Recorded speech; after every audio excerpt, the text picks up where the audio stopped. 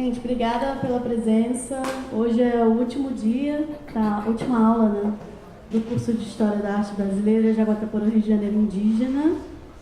E esse curso faz parte de um programa que se chama Arte e Cultura Visual, que é nosso programa de cursos aqui do MAR, da Escola do Olhar. Bom, Pablo Lafuente é curador, professor e escritor que mora no Brasil.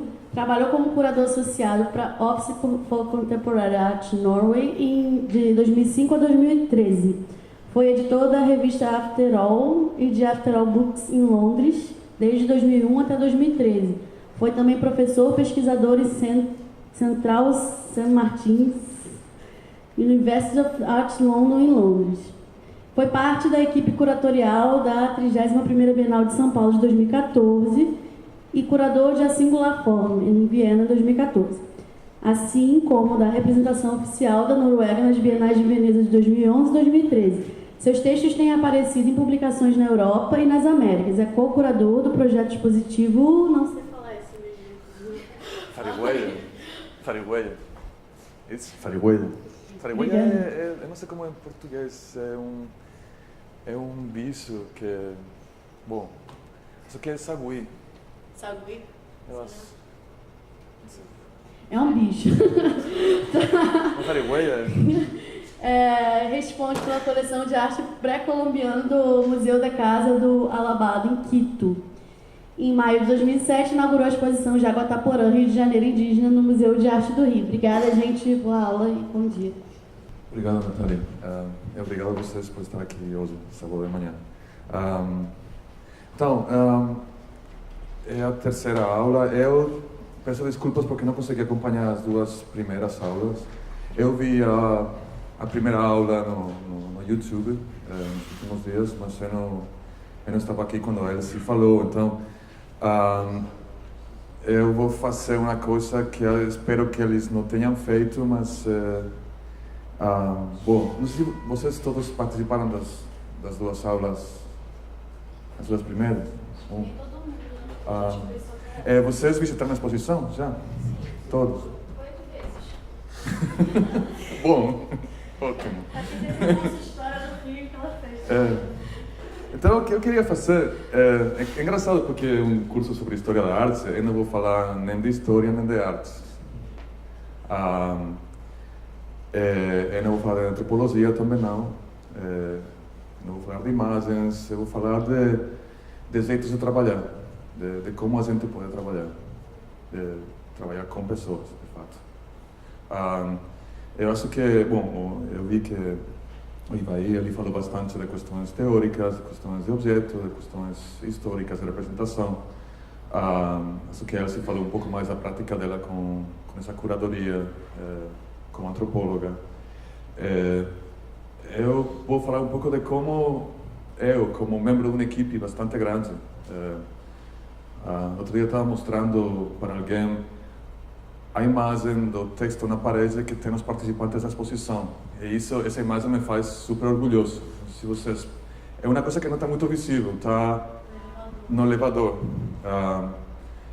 Eu não contei os nomes, mas acho que tem mais nomes aí dos que tinham na Bienal de São Paulo que participei como curador há 3 anos.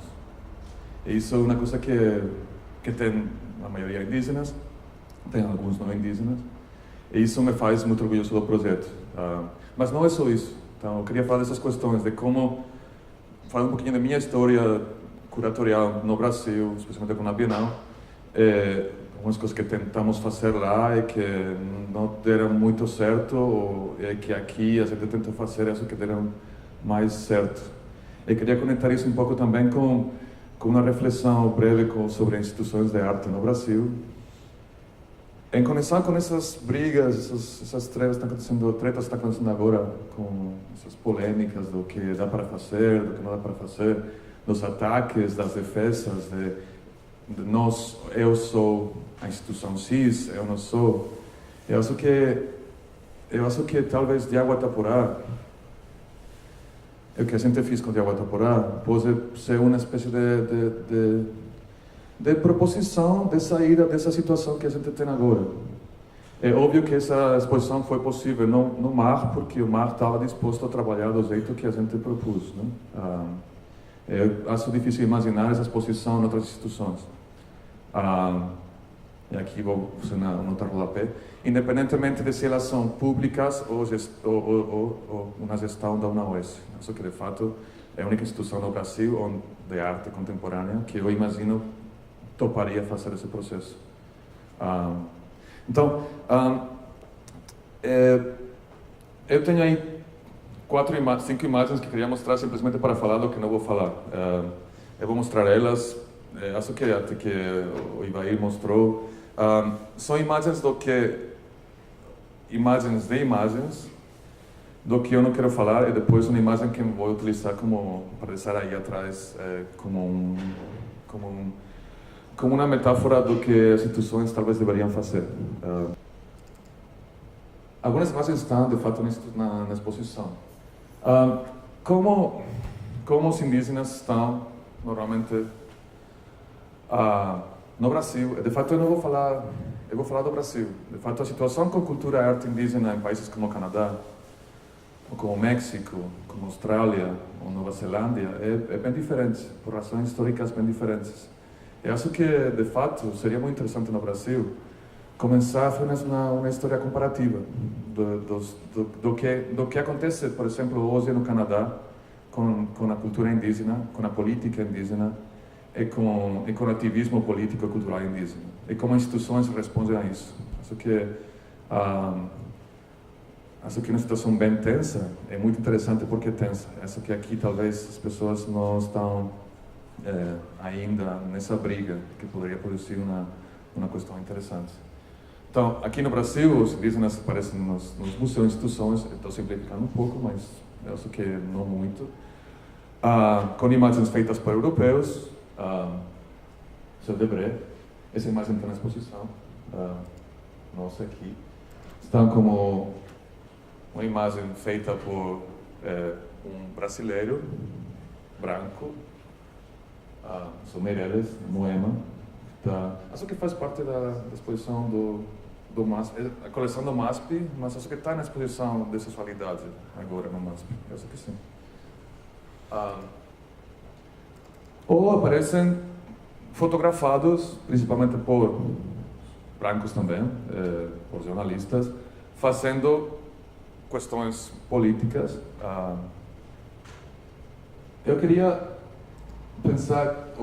começar propondo que a exposição que a gente decidiu fazer, por razões que eu vou contar em breve, ou minhas razões também, que minha perspectiva talvez se diferencie um pouco dos outros participantes, porque sou uma pessoa diferente, não porque...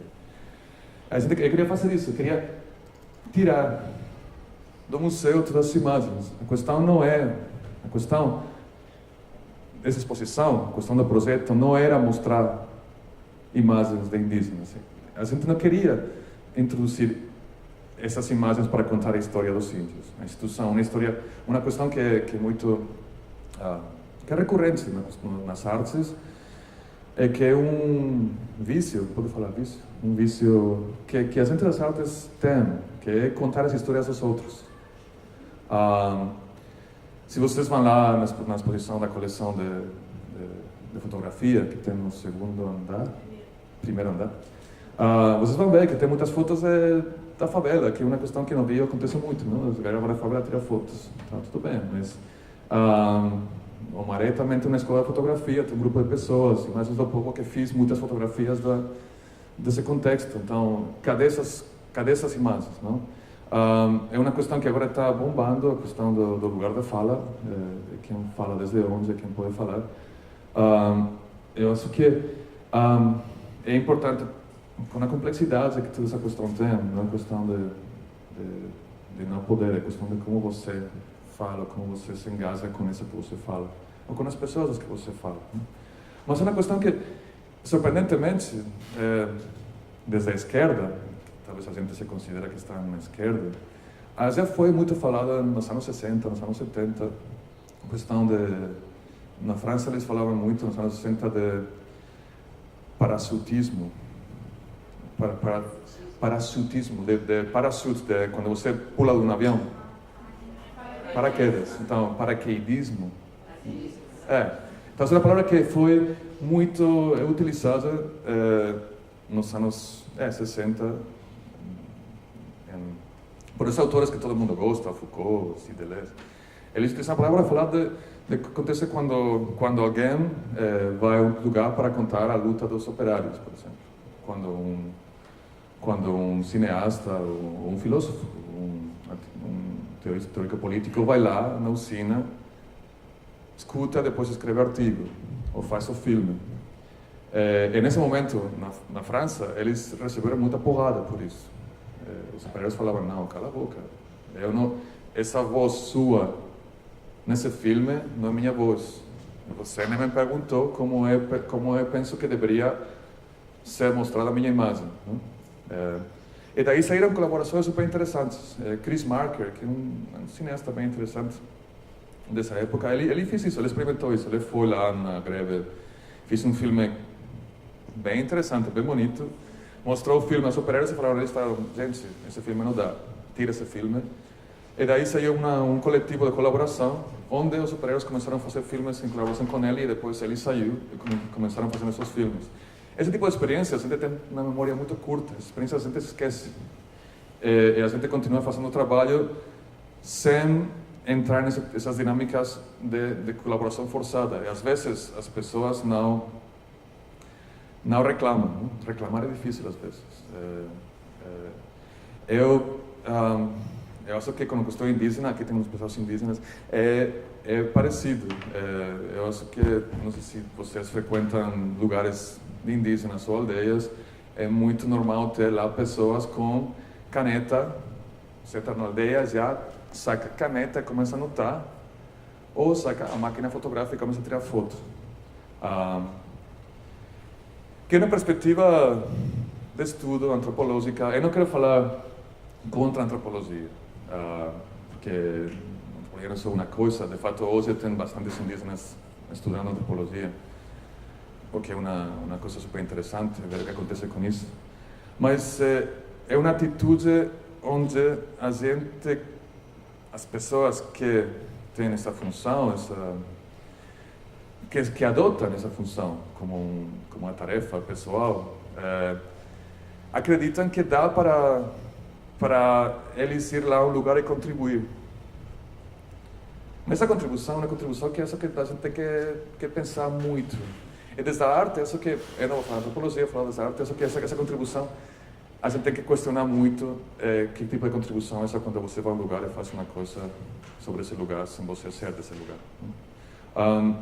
Então, o que eu vou falar é isso, realmente. É como desde a instituição de arte, instituição grande, não vou falar de práticas extra-institucionais, a gente pode falar isso outro dia, como a gente pode pensar essa questão indígena hoje, considerando que a instituição hoje é uma instituição branca, principalmente, nem negra, é branca, e como que processos a gente testou, e que processos funcionam, que processos não funcionam, e como isso de fato pode resultar em reescrever uma história da arte se a gente quiser escrever uma história da arte. Quando essas pessoas que não estão na instituição entrem na instituição de arte, talvez eles decidam que escrever história de arte não é interessante. Então, quando a gente tira do museu essas imagens que contam a história da sexualidade ou a história dos indígenas, o que a gente tem? Eu pensei em dar uma imagem de um evento que aconteceu em relação à cultura indígena dos Estados Unidos, como uma possível saída que acho que é um pouco falsa, não? Porque quando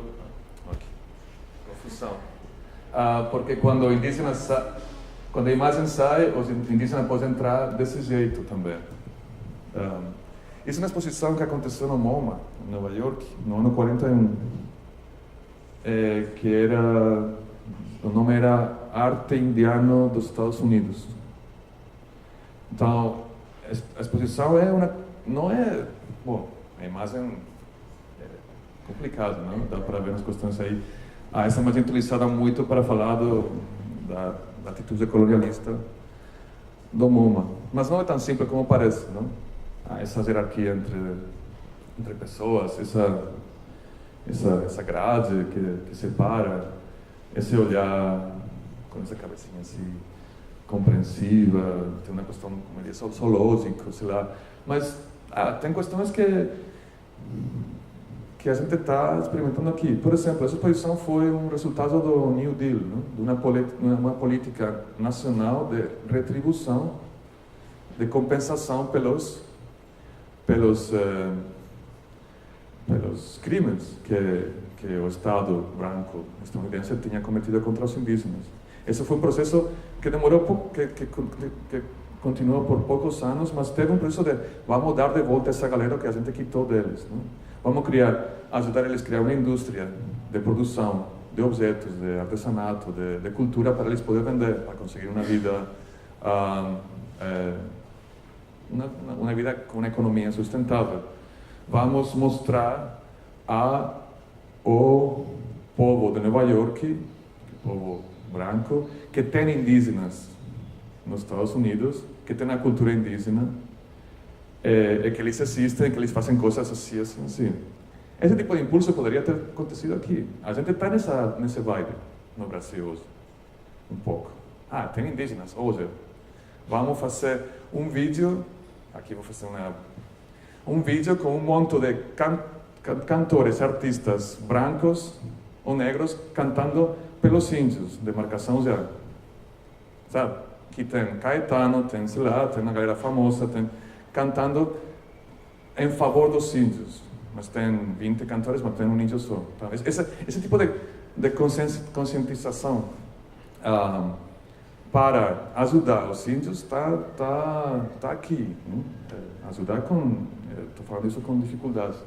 Então, também porque essa exposição, por exemplo, essa foto, esses são navajos. Navajos, fala? Navajo. Os caras estavam aí trabalhando, eu não lembro, tinha um dia de folga, trabalhavam horas fixas, estavam lá no espaço da exposição, eles cobravam por hora, mas eles decidiram fazer essas pinturas. As pinturas são não pinturas, não sei como, mural de chão, com areia, com cor.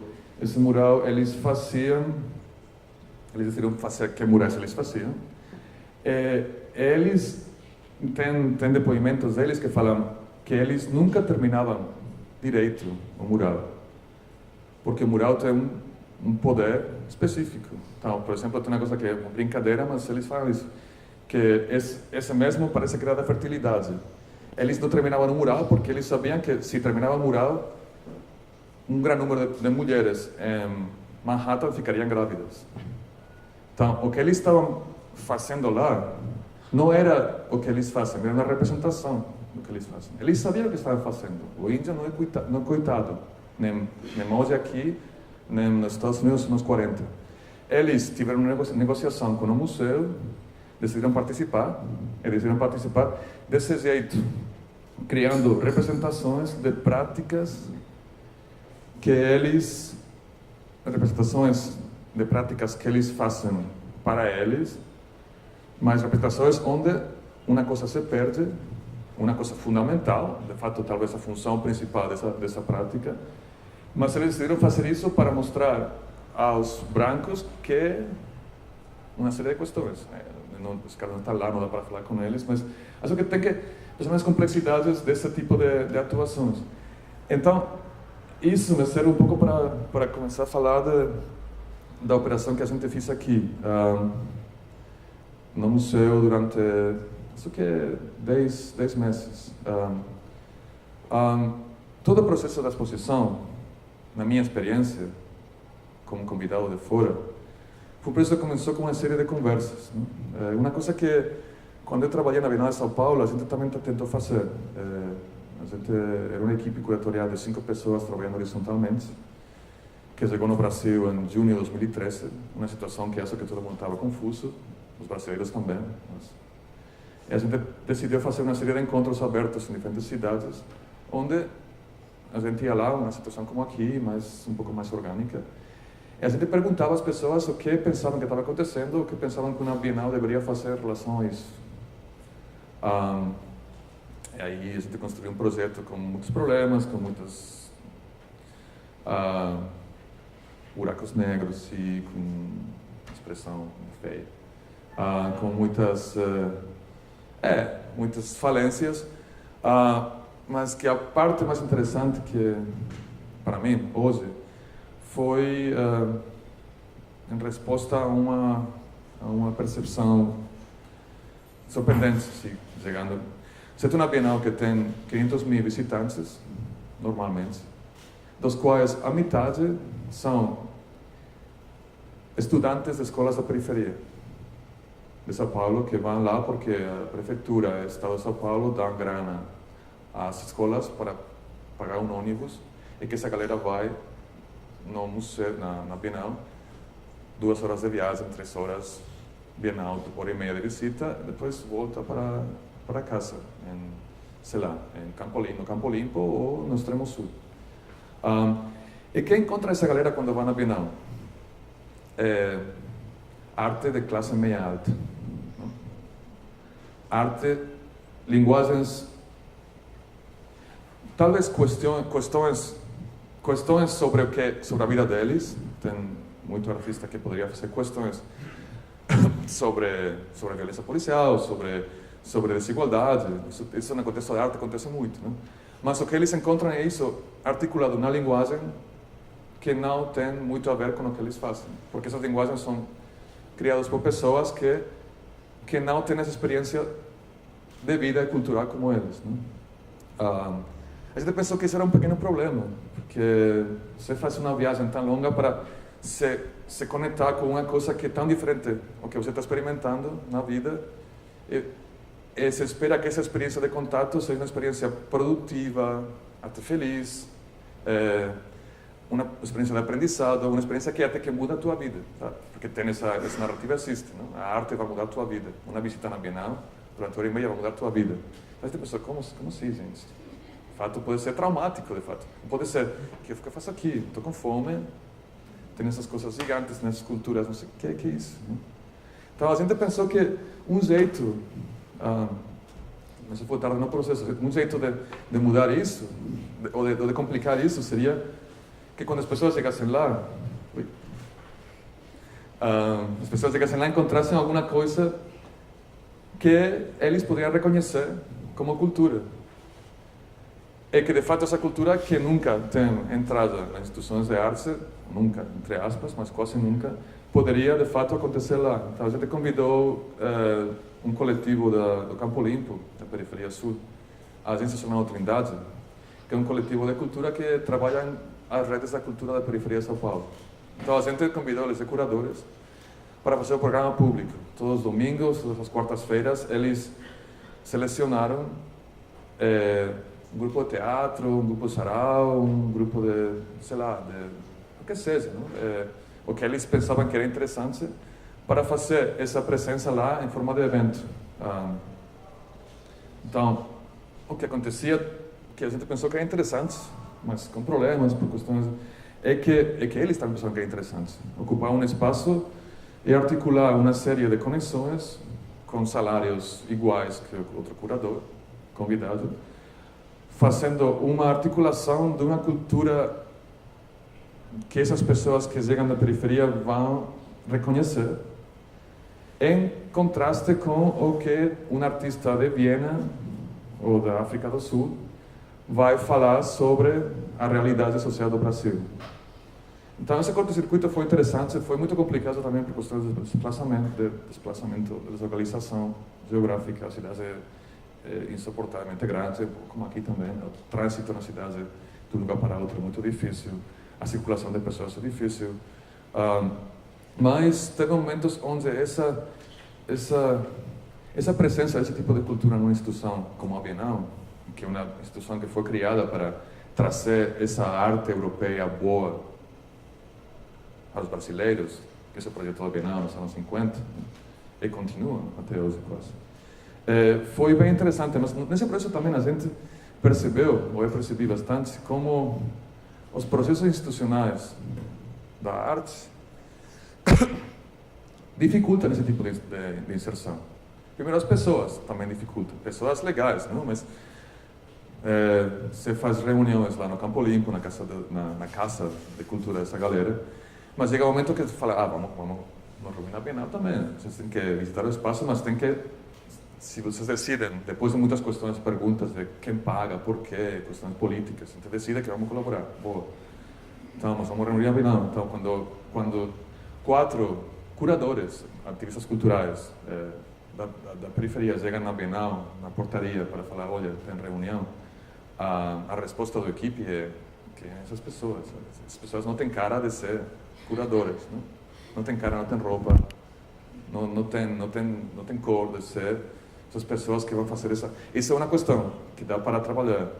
Mas outra questão são questões logísticas, questões logísticas de como funciona a administração das artes, como você paga alguém, em função de que você paga, como você distribui as contas, que tipo de operações são possíveis, dá para utilizar a lei Rouanet com as linhas orçamentárias para pagar transporte todos os dias para a galera ida e volta da perifa, questões que o sistema de produção não pensa, não permite. Você tem que fazer uma operação muito forte inicial para pensar como a gente paga comida para a pessoa que não pode comer, que não pode comer, que não tem uma grana para comer na cafeteria da Bienal, que não é barato, né?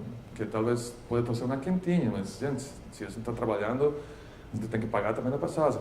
São Paulo, se locomover desde o extremo sul para o centro é caro ou demora 4 horas. Então, como você facilita isso? Um ônibus e de volta é caro. Então, se você faz isso durante 3 meses, 2 vezes por semana, você estoura o orçamento, né?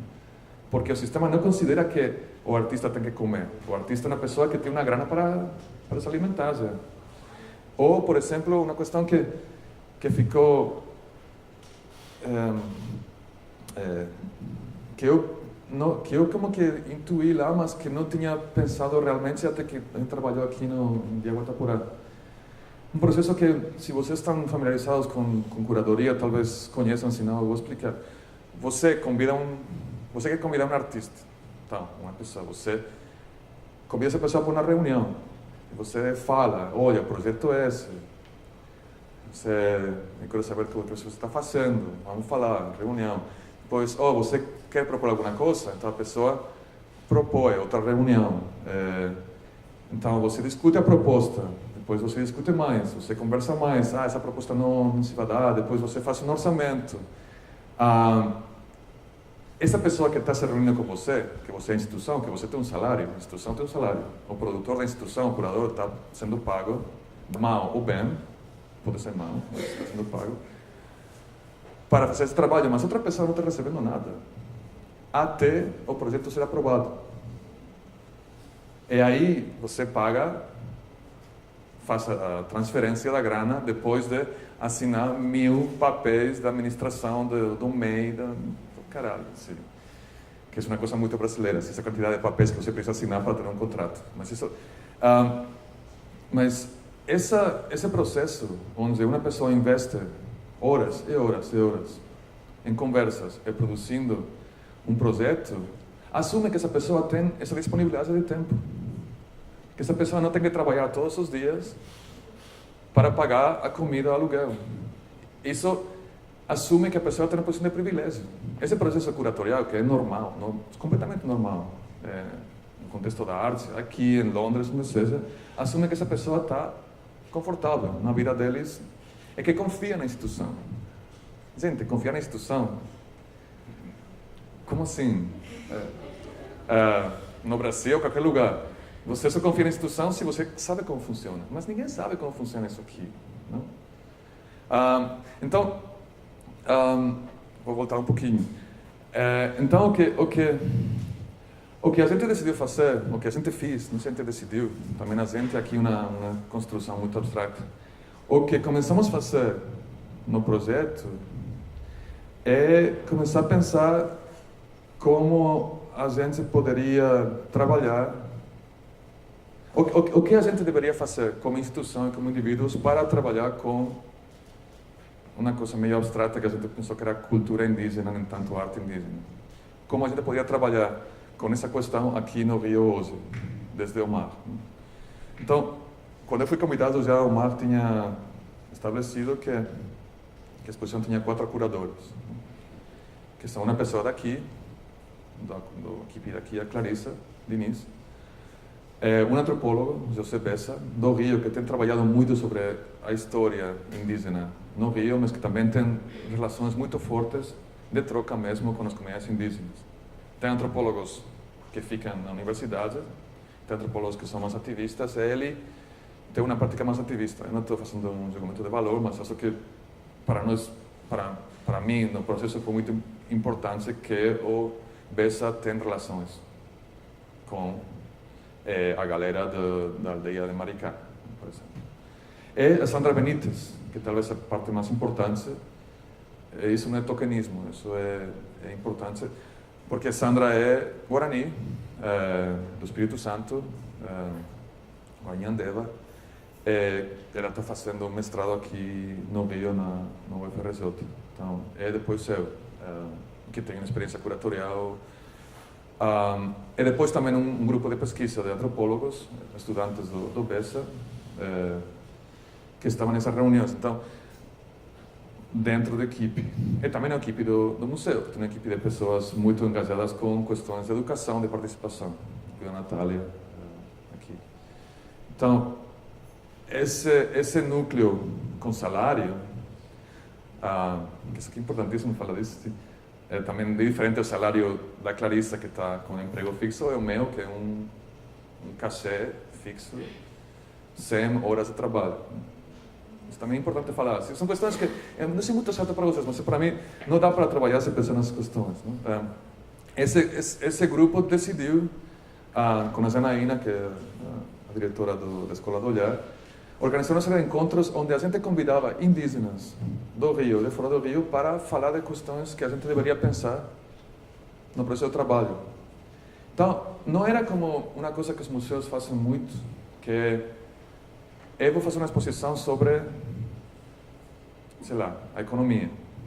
Eu vou fazer uma conferência antes, convidando pessoas famosas que falem da economia. Depois publico um livro com os textos. Mas a exposição já está determinada. O enfoque, o formato, o jeito de fazer.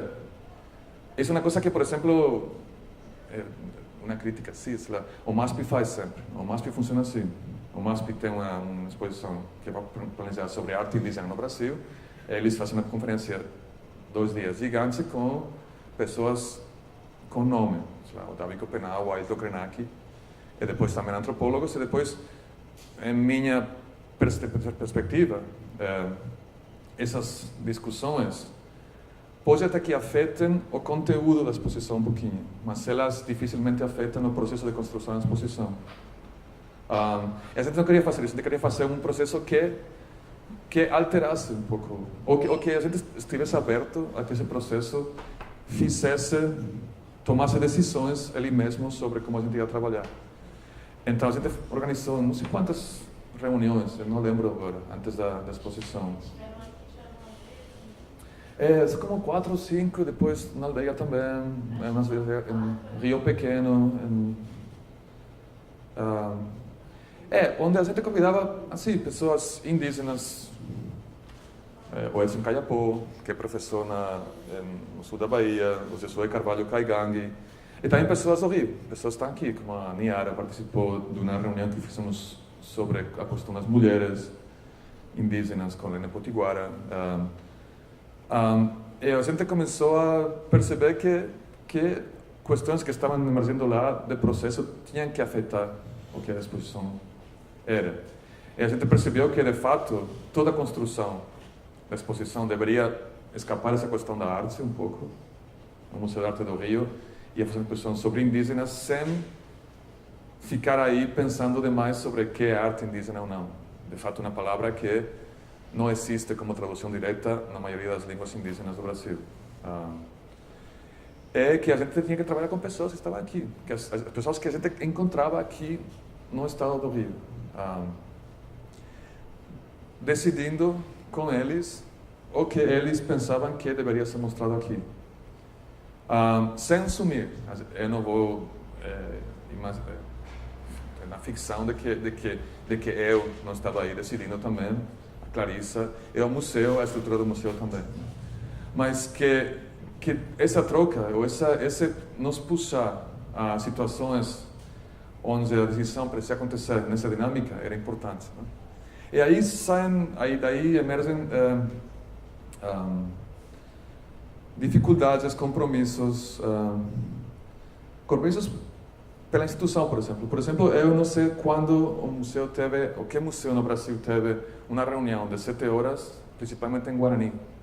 Isso para mim foi assim uma coisa fascinante. Assim. A gente trouxe aqui de várias aldeias um dia. Bastantes pessoas, não lembro, foram a galera de Maricá, a galera de Angra, a galera de Paraty. Sei lá, 15, 20 pessoas guaranis. Então, as pessoas guaranis decidiram que elas dialogavam melhor entre eles em Guarani e depois traduziam para nós. Uma língua que é uma língua do Brasil, ou também do Paraguai, assim, mas uma língua que é falada aqui, mas que não é reconhecida institucionalmente como uma língua que se fala. Ou questões de adaptar o ritmo da conversa a ritmos que não são necessariamente os nossos. Uma questão que a instituição tenta fazer é fazer uma economia, produtividade de tempos. Não? Você se reúne, então tem que sentar aqui e decidir em meia hora. Tem que fazer uma lista de tarefas. Mas então, é uma questão de produtividade que às vezes o tipo de fala de diferentes pessoas, eu não estou falando que não tenha indígena com a produtividade assim, igual que o museu pode ter, mas que as diferentes falas criam diferentes ritmos de fala que o processo de decisão precisa incorporar. Especialmente porque que a gente encontrou uma coisa que parece óbvia agora, mas que não é tão óbvia antes de começar, é que tem muitos jeitos de ser indígena. Muitos. Já no Rio, por exemplo, já não vou falar do Brasil todo, a gente encontrou que os diferentes grupos, povos, coletivos, ou indivíduos, de fato, que a gente encontrou, trabalhou, afinal, que certamente tem outros, que foram os Pataçô, os Puri, os Guarani, depois indígenas no contexto urbano, tinham muitos jeitos diferentes de trabalhar, de pensar, de dialogar, de trocar, de decidir também. Com e sem hierarquias. Então, é interessante pensar como a hierarquia do museu, que a gente tentou desfazer um pouquinho nesse projeto curatorial de 4 curadores, mas que não desfaz completamente, porque tem um diretor, porque os curadores são 4 e depois tem assistentes de curadoria, porque os curadores se relacionam com o educativo. A gente tenta fazer uma coisa orgânica, mas não é sempre. A curadoria consulta, faz parte, mas depois as decisões ficam nas mãos da gente também. E nos indígenas igual.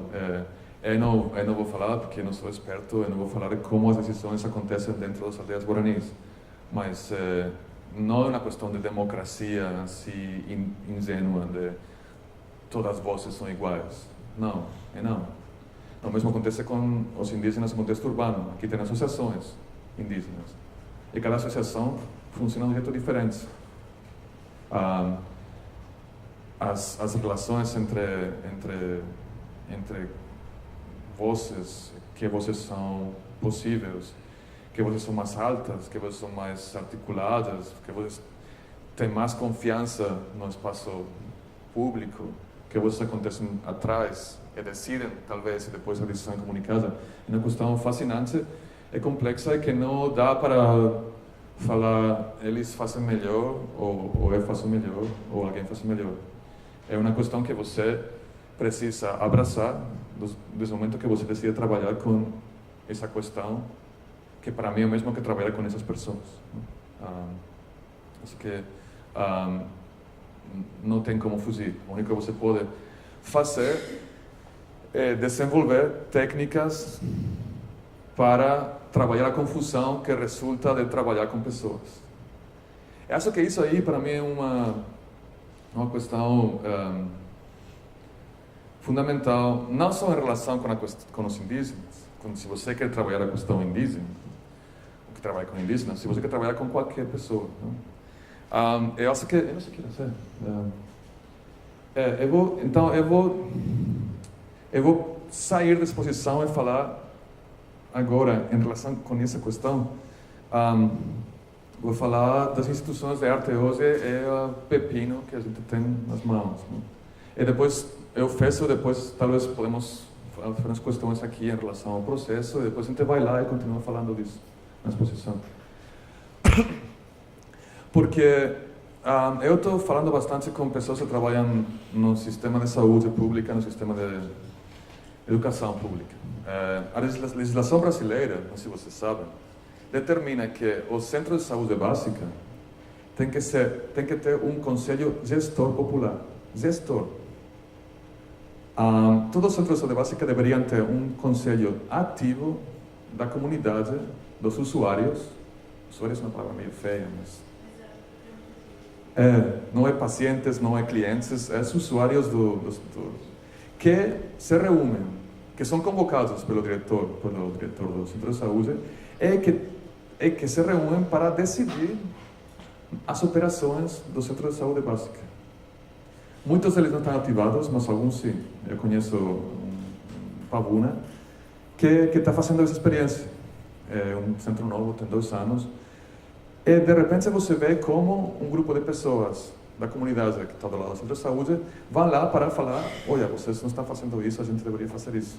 Essas recomendações não são recomendações, porque em teoria não é um conselho consultivo, é um conselho gestor. Nas escolas também tem uma situação, eu sei um pouco menos, mas uma amiga que trabalha com escolas democráticas falou que nas escolas também tem uma obrigação de ter um conselho gestor, eu acho, não sei se gestor, com os pais e as crianças. Então, as pais e crianças têm uma capacidade reconhecida por lei de decidir juntos como funciona a escola. Não vou falar disso, acontece, não acontece. As instituições de arte não têm isso.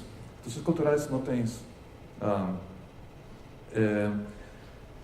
É muito diferente do que acontece no mar, lá no terro, do mar, por exemplo.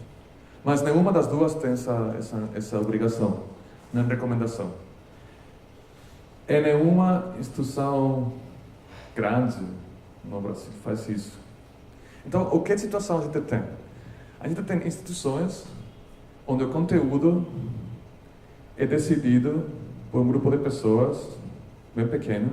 Na Bienal, por exemplo, quem são? A diretoria, que é a elite paulistana, a elite econômica paulistana, que nos últimos tempos tem movido um projeto político um pouco assustador. É o curador, que pode ser os curadores também.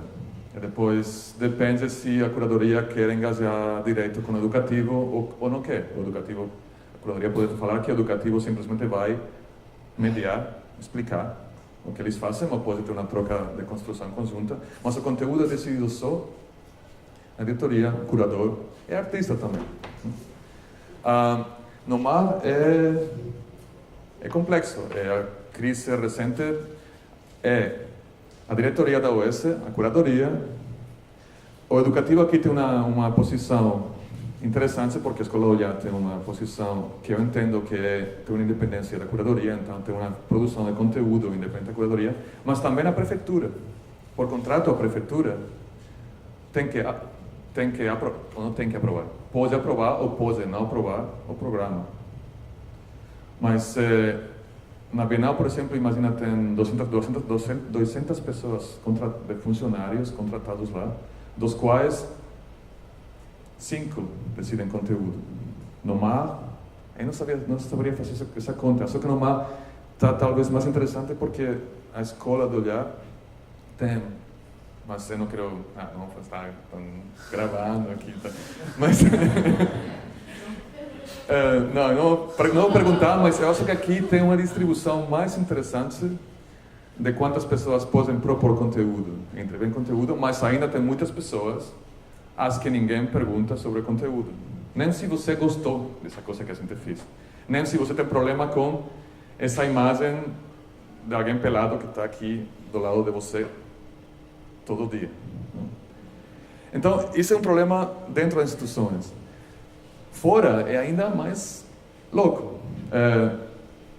Como as instituições pensam no que o público é uma palavra totalmente errada, porque não tem uma coisa como público, as pessoas que podem frequentar, ou que vão frequentar, ou que poderiam frequentar, mas não frequentam, pensam que a instituição poderia fazer ou não. Eu não estou falando de uma questão assim, populista simples, de fazer um voto. É como você tem relações com as pessoas que podem entrar sem ser pagas, pessoas que podem participar, de um jeito que essas pessoas podem também ter uma relação de construção do que está acontecendo dentro da instituição. Por exemplo, o Martin, eu não estou falando isso porque estou aqui e tenho que falar coisas boas sobre o museu. Acho que a relação que o Martin tem com as pessoas do Morro da Providência é uma coisa muito bonita, que de fato aqui, durante o processo de construção da exposição, no 4º aniversário, um grupo de mulheres da Providência fez um lanche de aniversário para os funcionários. Então, essas mulheres que se reúnem aqui decidiram dar um presente para a galera que trabalha aqui. Isso é um avanço super interessante, pequeno, uma coisa muito pequena, mas uma coisa muito simbólica, muito interessante em relação a como uma instituição, como um museu, pode fazer que, ou pode possibilitar, que pessoas que não trabalham no museu sintam que o museu é o museu deles. Que acontece em alguns centros de saúde básica, que acontece em algumas escolas, mas que no mundo da arte não acontece. Eu tive vergonha quando, depois da crise, vocês estão acompanhando as questões da performance nua, do cara nu com a criança, no MAM, em São Paulo. Depois teve uma galera indo lá para atacar a instituição, depois teve um movimento de pessoas falando, vamos defender o MAM. Então, a foto, eu não vou procurar aí, mas uma foto que dá para procurar na internet, você tem muitas pessoas com um papelzinho falando, todos somos o MAM, mas toda a galera lá tem minha idade para em cima, 40 para em cima, todos são brancos. Então, os todos somos o MAM, somos todos nós que somos brancos de classe meia alta, meia alta, somos o MAM. E isso é trágico, e isso acho que é parte da causa dos problemas que a gente está tendo. A gente não causou o MBL está lá por razões específicas.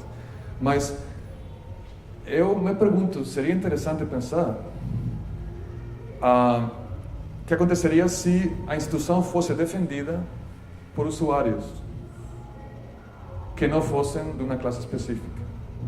O que aconteceria se a instituição fizesse um trabalho intenso de construção de relações com os usuários, que não fossem usuários de uma classe específica que já está convencida de que a arte contemporânea é maravilhosa. Eu acho que eu vou falar uma coisa assim meio, não sei se é arrogante ou ingênua, mas a experiência que eu tive depois da exposição aqui, acompanhando no Facebook, a comunidade indígena no Brasil, as comunidades indígenas no Brasil são super ativas no Facebook. Tem muitas pessoas que estão aí mandando mensagens, circulando informação, declarando uma posição. A quantidade de comentários incríveis sobre a exposição nas redes por indígenas, reclamando com orgulho o projeto, porque eles estavam envolvidos ou porque outras pessoas indígenas estavam envolvidas, foi uma coisa que me fez sentir muito bem. A gente teve problemas, teve discussões, teve brigas, teve pessoas que não gostaram tanto de uma coisa da outra. Não é para... Mas eu senti que as comunidades indígenas, não para falar de uma coisa, a maioria deles defenderiam a exposição e defenderiam a instituição por fazer essa exposição. Eu acho que dá para pensar que esse tipo de processo que a gente fez, onde não só as decisões sobre conteúdo, mas as decisões sobre processo, as decisões sobre articulação, as decisões sobre linguagem, as decisões sobre como deveria acontecer uma coisa, isso pode mudar a relação que que a instituição tem com o que está afora dela. E de fato, essa fora já fica menos afora e não tem essa parede grande, esse vidro de condomínio que separa o que acontece fora e quem decide e quem não decide. Só que a gente poderia falar bastante, podemos falar na instalação de que coisas foram mais construídas em conjunto, que coisas não, e como os processos aconteceram em cada situação. Porque não foram processos assim fáceis sempre, às vezes sim, às vezes não. Mas é que essa questão de a gente, para mim agora hoje não existe quase outro jeito de trabalhar em cultura. De fato, se você não trabalha assim, você tem esse problema que a gente tem, onde não dá como defender instituições. Isso já é um comentário meio bom, mas não dá para falar dessa coisa que eu cada vez que ouço, fico assim, a liberdade de expressão artística. A liberdade de expressão dos artistas, que os que não são artistas não têm. Gente, em um país, eu adoro morar aqui, estou super feliz, mas um país com uma desigualdade incrível, defender uma liberdade de privilégio não é possível. Então, o único jeito que a instituição de cultura tem para trabalhar, eu acho, hoje, é trabalhar desfazendo os privilégios. Né? Então, o privilégio do curador, o privilégio do empregado da instituição, o privilégio do artista também. Outro comentário, assim, está já perdendo a linha, mas outro dia uma amiga que participou aqui da Escola do Olhar, Ana Lira, que é uma artista negra do Pernambuco. Ela é fotógrafa. Ela estava num painel, numa exposição em São Paulo que era sobre questões de quem são os artistas negros. Chama agora somos todos negros com cis, negros. E tinha na mesa com ela outra artista negra um pouco maior que ela que falou que durante muitos anos não teve artista mulher negra no Brasil. Ela falou, olha, não teve artista negra no Brasil, mulher no museu, mas de fato o Brasil tem muitas artistas negras mulheres que estão aí, mas a gente tende a esquecer que quando entra nesse contexto do museu institucional, da prática institucional, que o que acontece é que o que fica fora fica apagado. Que esse apagamento tem que ser desfeito constantemente. Que o único jeito de fazer esse apagamento ser desfeito é abrir o museu às pessoas entrarem, não só para ver coisas, mas também para fazer coisas, em todos os níveis. Mas o que é isso que eu queria falar? Meio política, assim. Mas então, são as 11h10. A gente tem tempo, não tem... Então a gente pode falar um pouquinho aqui, se vocês querem falar, e depois ir para lá. Eu não sei como vai ser a conversa lá, porque é um grupo grande, então a gente vai... Não tem microfone, mas eu vou tentar falar alto, mas ou conversar, seria bom conversar lá no espaço sobre várias questões específicas. Mas se tiver alguma pergunta, alguma questão, intervenção, interpelação também. A Niara participou da exposição, tanto uma experiência forte, você pode contradizer ou anotar ou expandir o que eu falei, porque também é minha experiência, minha narrativa sobre a experiência. Você também acompanhou muito o processo e você viu coisas desde essa posição que você fica na câmera que talvez eu não consigo ver também. Então, Natália também acompanhou vários processos, várias reuniões, várias visitas. Então, é importante falar que o que estou falando é uma construção minha sobre essa experiência. Ou a gente poderia dançar lá fora também. Eu acompanhei parcialmente esse processo que vocês fizeram com o trabalho com os indígenas aqui no museu, as entrevistas, né? E as polêmicas, né? De chegar num acordo para finalizar a exposição. E não é sobre a exposição que eu vou falar, é sobre as aulas que estão acontecendo aqui, né? A respeito da história da arte indígena e sobre o curso de história também que teve, que a exposição vocês tiveram a preocupação de fazer como, né? fazer a exposição dos indígenas com os indígenas para todos. E o que eu senti falta aqui, no curso de História e agora no curso de História da Arte, é o indígena falando sobre a história dele e sobre a história da arte dele. Né? Que, inclusive, o primeiro professor e a Elas que esteve aqui falaram sobre o Denilson, tipo, eu tinha que trazer o Denilson, mas não consegui. E até agora a gente não viu o Denilson aqui para falar sobre. Né? Eu estou sentindo essa falta, porque falar parece um pouco coisa assim de uma fofoca. Porque eu estou falando do fulano e você, o que você acha do fulano? E o que você estudou do fulano? Todo mundo fala do fulano e o fulano mesmo não tem voz. Né? É uma sugestão, né? Não sei se é para o próximo ano, que já está fechado, mas essa voz do indígena falando dele mesmo, até como artista visto como um artista contemporâneo, como é o próprio Denilson, né? Mas tem outros artistas indígenas também que têm esse uso do mundo, do contexto, da visão indígena, que quando a gente vê que não entende nada, olha e vê como arte. Eles veem como uma representação, como uma significação que não pode ser acabada, porque senão vai ser cumprida. Né? É uma proposta. E vocês estão de parabéns, a exposição está ótima. Quando você fala que os indígenas falaram bem, é porque eles se sentiram acolhidos, se sentiram significados, se sentiram apropriados, né? E eu acho que isso pode acontecer com diversas, entre aspas, facções culturais, né?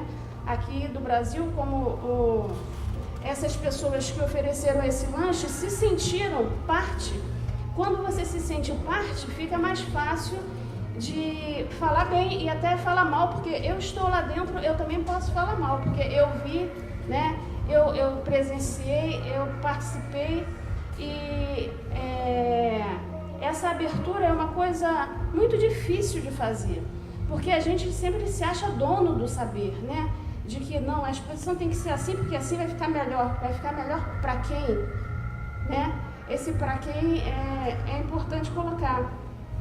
É um trabalho muito difícil, ainda mais que com os indígenas, as pessoas vêm de longe e, como você falou, não tem dinheiro da passagem, não tem dinheiro para comer. Como é que a gente trabalha com isso, né? Eu sou professora de História da Arte e às vezes eu quero levar determinados indígenas para fazer palestras lá na escola. Só que a escola não paga. Então quem tem que pagar sou eu. Vou ter que pagar a passagem dele, vou ter que pagar o lanche dele para ele ir. E mesmo assim não estou pagando nada, porque ele está trabalhando no meu lugar, né, fazendo a palestra, porque eu estou ganhando para estar lá na escola, mas ele não está.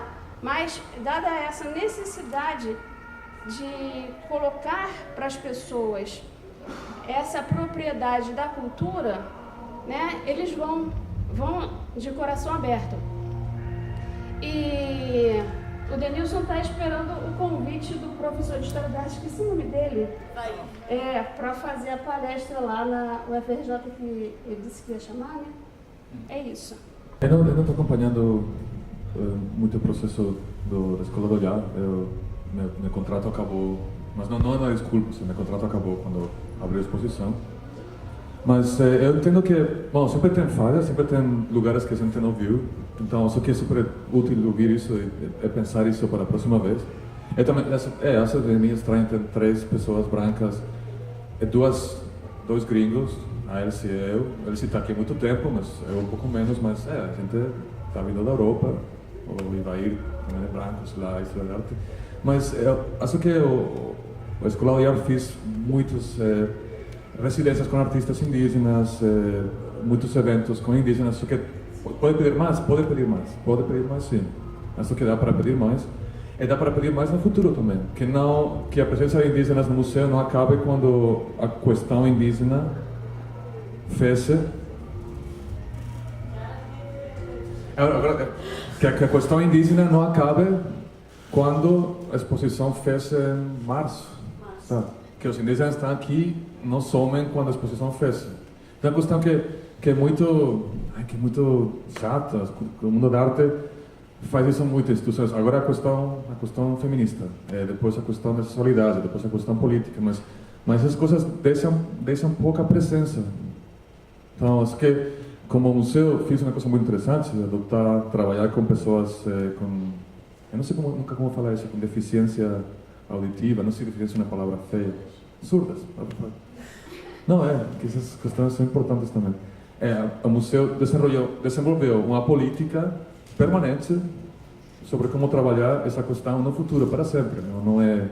Eu acho que a questão indígena é interessante pensar que o museu pense, todos os museus pensem como eles no futuro sempre vão pensar como trabalhar com a comunidade indígena, que é uma comunidade fundamental para o país, sempre e hoje também. Não? Então é bom cobrar isso. Não?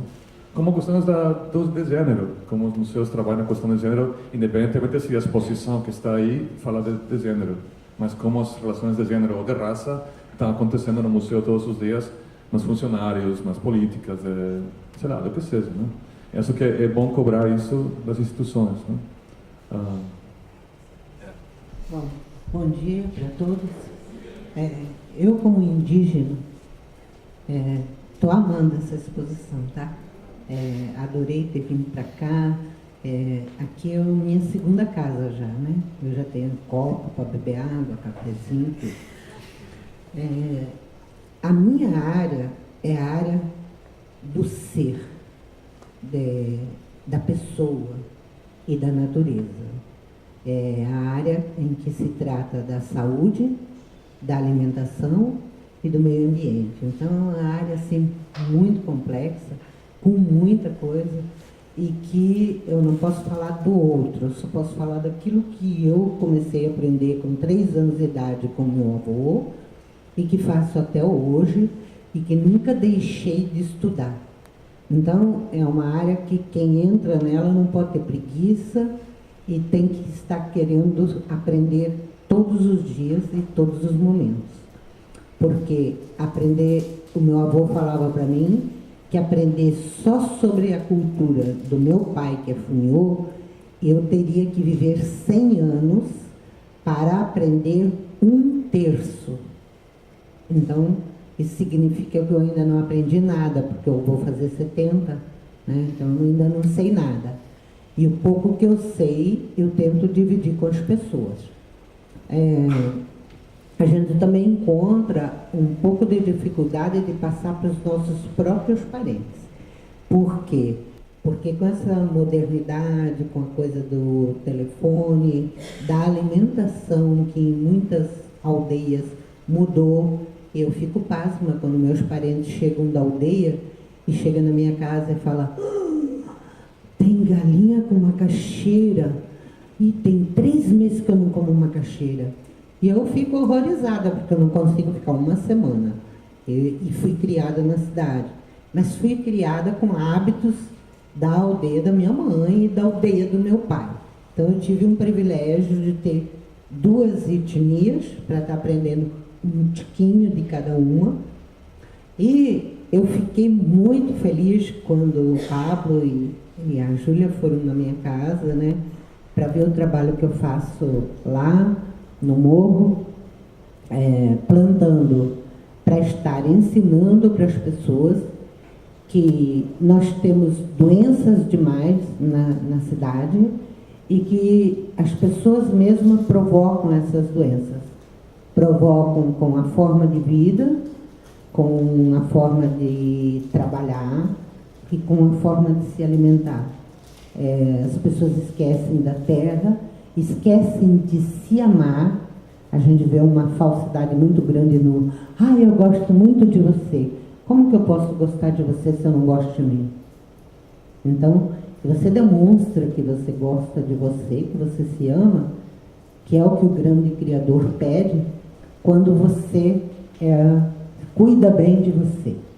Se você cuida bem de você, você também vai cuidar bem da terra, você vai cuidar da água. No momento eu estou fazendo muitas mudas, porque a gente vai fazer um dia aqui na horta de doar mudas para quem traz terra.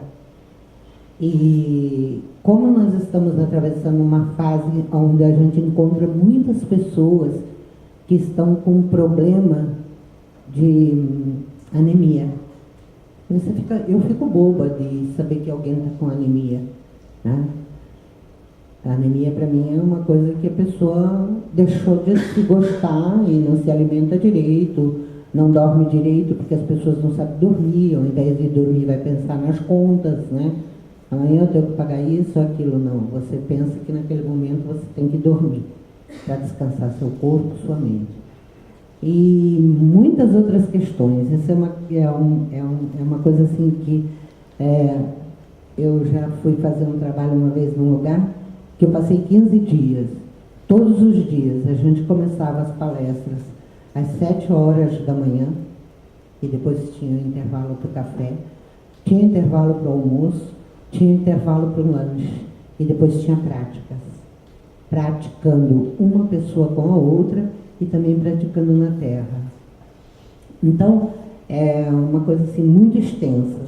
E quando você falou que você é educadora e que você tem dificuldade de encontrar pessoas que vá, eu sugiro você que faça projetos. Não, eu não tenho dificuldade que eles vá fazer. Eu tenho dificuldade de poder fazer isso. Tá, então você vai...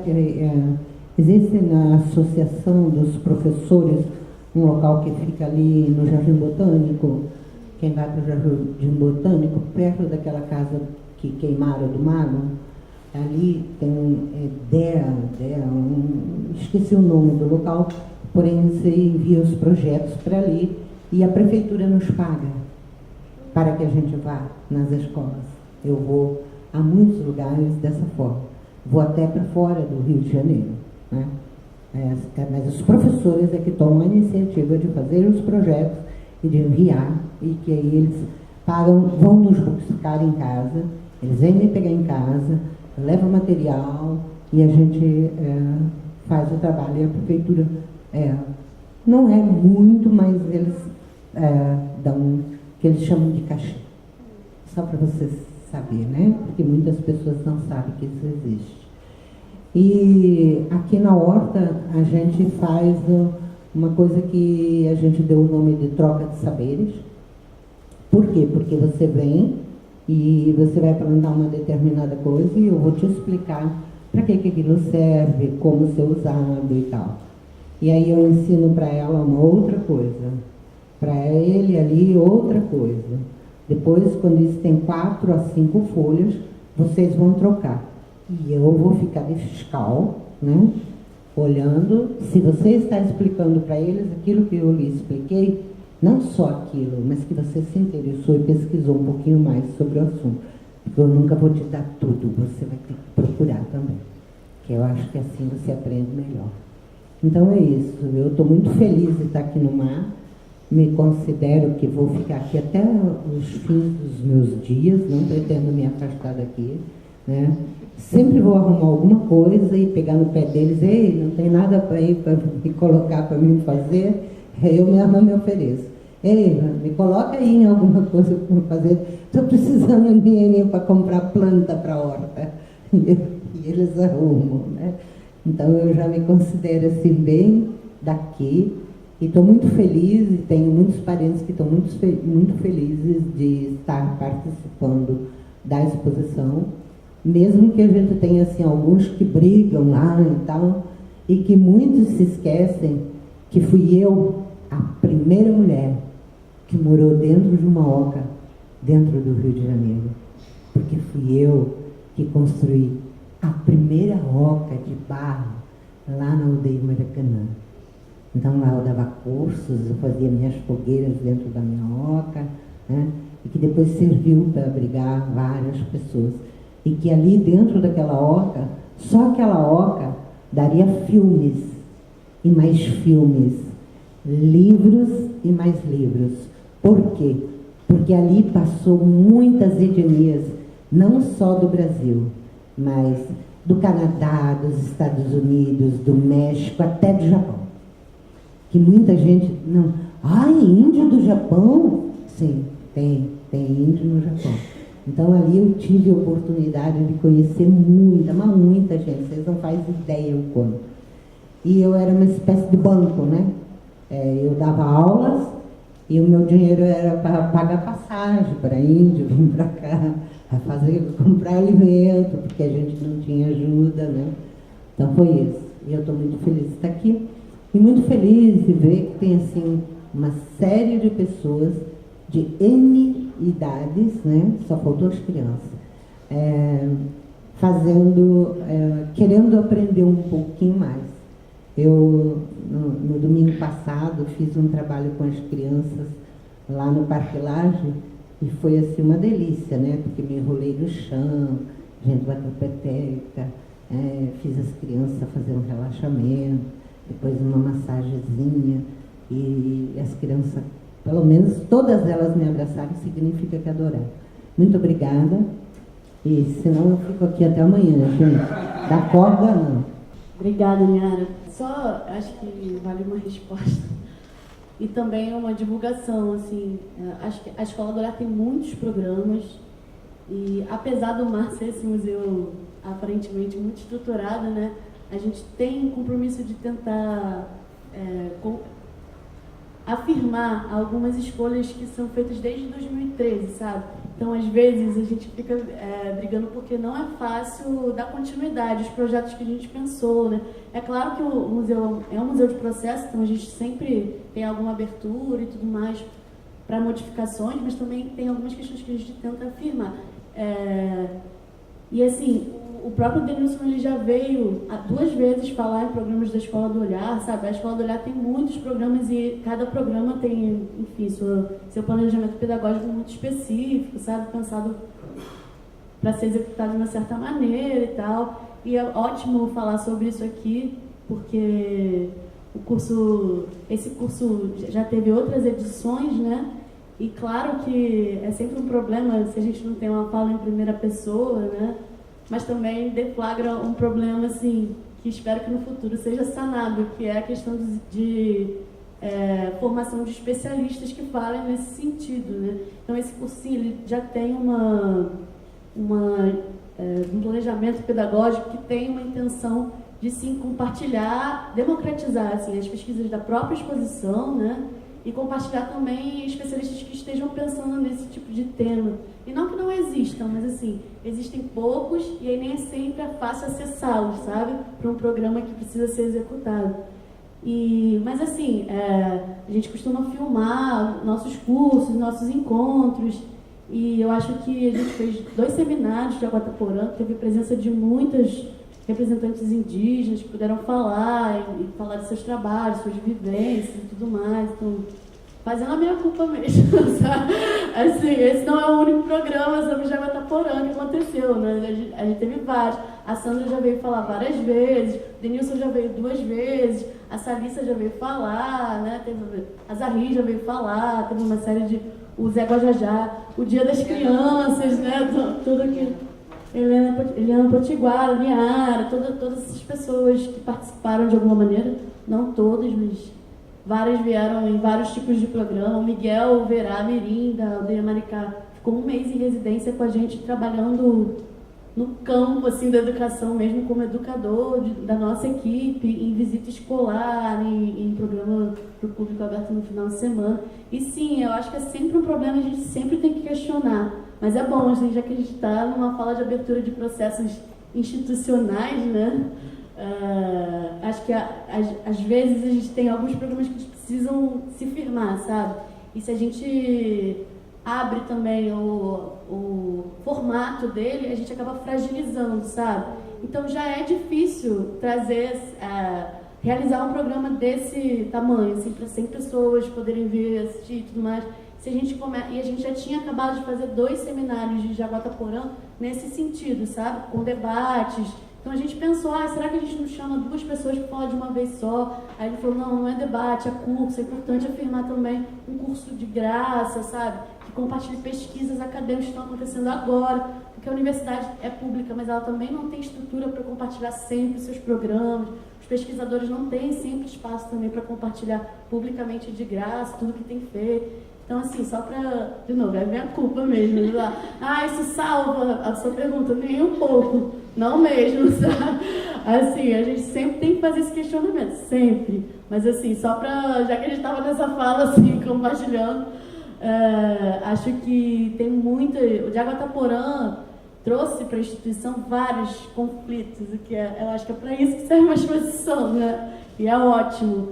E muitos desses conflitos estão tentando gerar debates públicos, né? E isso está muito filmado. Então, lá no canal do museu, vocês podem ver vários encontros desses, vários seminários, várias coisas que estão acontecendo. Alguns são mais internos, né? A gente não filma. A gente teve a Nari Pataxó no encontro só para professores, na semana passada também. Todo dia das crianças, né? Com várias participações. Enfim. Falei a beça, né? Mas é porque eu acho que é uma fala muito necessária e a gente realmente tem que pensar nisso todo o tempo. E o que o Pablo falou, eu fico nessa esperança também, sabe? Porque trabalho aqui era desde 2013, mas eu era estagiária, eu não conhecia tanto todos os processos. Mas assim, eu às vezes sinto algumas pesquisas se firmarem e outras irem embora. E aí eu fico pensando, se a questão indígena, né? Se todos esses nomes que a gente trabalhou, se todos esses parceiros que a gente buscou, essas parcerias que a gente estabeleceu, não se firmarem de alguma maneira, é óbvio, o museu tem exposições e ele vai trazendo outros temas, né, para friccionar, para tensionar. Mas se as pessoas não ficarem, isso não é museu, né? Porque eu acho que uma das funções assim, do museu é justamente acumular esse tipo de conhecimento, esse tipo de prática, né? Se a gente vai tratando por tema, tira a palavra museu, aí não é museu, né? Não é à toa que a gente tem acervo também para isso. Se cada exposição nos gerar um debate, nos gerar um acervo que gere uma memória, né? A gente não pode mais ser chamado de museu. Então eu também estou na esperança de que isso tudo acumule, assim, né? Para os próximos anos. Agora também, os próximos anos a gente nem sabe o que vai. Não sabe mesmo. Mas eu espero que a gente... Vamos ficar todo mundo torcendo. E aí, retrocedendo lá, nesse comentário, a questão do MAN, dos museus, isso tudo, é bom, né, ter esse tipo de conflito, para que os museus lembrem que existe público, né? Que eles têm seu ponto de vista, né? Porque parece assim, que de repente todo mundo se lembra que passa gente dentro desses lugares, né? Nossa, olha quanta gente falando mal. Pois o museu é para o público, né? Então, assim, é bom também dar essa sacudida para todo mundo lembrar que não é só para os artistas, não é só para os curadores, né? Que a gente faz isso tudo. Mas, enfim, é isso. Eu fiquei muito curiosa que a Niara falou de uma horta, e a minha vizinha aqui disse que essa horta faz parte da exposição. Essa horta faz parte da exposição. É a terceira vez que eu venho para ver essa exposição, não passou despercebido. Eu queria se ela mesmo de repente pudesse falar mais quando que vai ter quando que a gente pode trazer terra. É interessante também como a horta sai, fica fora e contata com pessoas que não necessariamente estão entrando aqui. Então a gente pode terminar lá, se vocês podem aguentar. A horta foi proposta também pelo pessoal que estava, os curadores que tinha aqui, e eu fiquei muito honrada com o convite, né? E a gente tem ali uma forma de estar mostrando para a pessoa que a pessoa pode plantar na sua casa numa caixa, né? São caixas de feira, e aí forra, e ali tem desde a macaxeira, que é o que a gente utiliza para o principal alimento indígena, mas também tem plantas medicinais e também tem árvores frutíferas. E que tudo isso pode ser cultivado em casa, até numa caixa, num vaso. E o objetivo é estar explicando, por exemplo, para as pessoas, ali eu tenho erva de Santa Maria e carqueja. E que com erva de Santa Maria e carqueja, a pessoa pode fazer ou um sabonete, ou pode estar fazendo uma mistura socal, bater no liquidificador com um pouco de óleo de coco, e que é bom para tratar da pele, hidrata e também tira manchas. Então a carqueja não é só para emagrecer. E ela também serve para queda de cabelo, serve para algumas alergias que as pessoas têm na cabeça, feridinhas, essas coisas assim, e também para combater piolho. Então, tem N utilidades. Fica a dica. Serve para quem tem a escola, né? É fantástico, porque eu faço sabonete e vendo R$10. Aí aqui no museu, com os meus colegas, é 5. Mas tem gente que comprou um e depois voltou com medo que eu não tivesse mais sabonete. Falou, vou levar 10. Eu falei, para que tanto? Ele vai ficar velho, né?